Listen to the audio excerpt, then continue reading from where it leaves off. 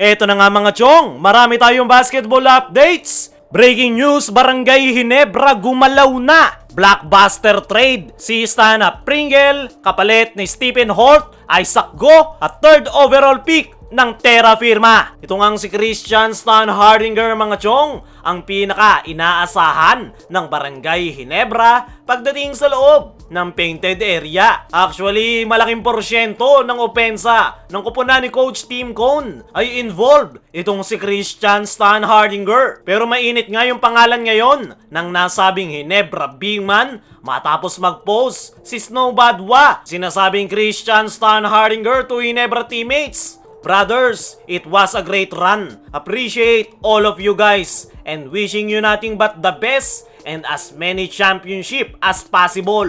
And also, happy birthday, Scotty." Ayon nga sa ipinost na yan ni Snow Badwa, ay mukhang nagpapaalam na itong si Christian Stan Hardinger sa kanyang Barangay Ginebra teammates. Hindi nga malinaw kung ano ang plano nitong si Christian Stan Hardinger. Marami ang nagsasabi na mukhang maglalaro daw ito overseas, pwedeng sa Japan, Korea, o hindi naman kaya sa Taiwan. Meron ding mga nagsasabi na baka raw iti-trade ng Barangay Ginebra si Christian Stan Hardinger at sakali raw na i-trade ito ng Ginebra ay sigurado raw na SMC rin ang bagsak nito. Sakali mang i-trade ng Barangay Ginebra itong si Christian Stan Hardinger ay agree ako na baka SMC rin ang bagsak ng nasabing big man. Possible na ilagay ito ni Al Francis Chua sa sister team ng Ginebra na Magnolia Hotshots. Alam naman natin, matagal nang nagre-request ang mga manok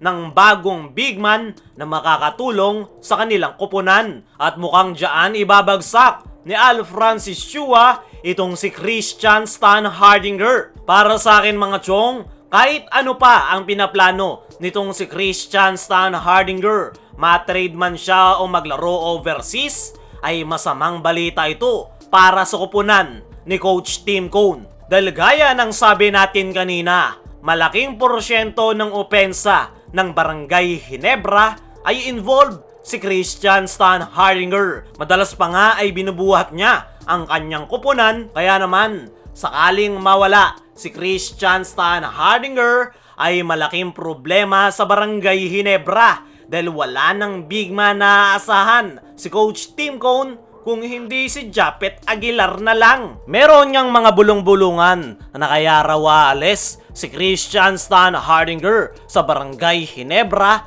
ay mukhang magmamigrate na nga ito papuntang Germany kasama ng kanyang asawa. Hindi pa nga kumpirmado yan mga chong, pero malaki ang posibilidad na isa yan sa dahilan kung bakit aalis na si Christian Stan Hardinger sa kanyang kupunan. Possible na may offer si Stan sa Germany at doon na tuluyang maninirahan. At hindi na nga ako magugulat dyan mga chong, dahil dyan nga nanggaling si Christian Stan Hardinger bago siya mapunta ng PBA. At habang ine-edit ko nga ang video na ito mga chong, ay naglabas na ng official statement ang PBA kung saan gumalaw na ang Barangay Ginebra. Binitawan na ng Ginebra si Christian Stan Hardinger at Stanley Pringle kapalit ni Stephen Holt at Isaac Go ng Terra Firma. Nakakagulat nga ang balita na yan mga chong, dahil si Stan at Stanley Pringle ang binitawan ng Barangay Ginebra.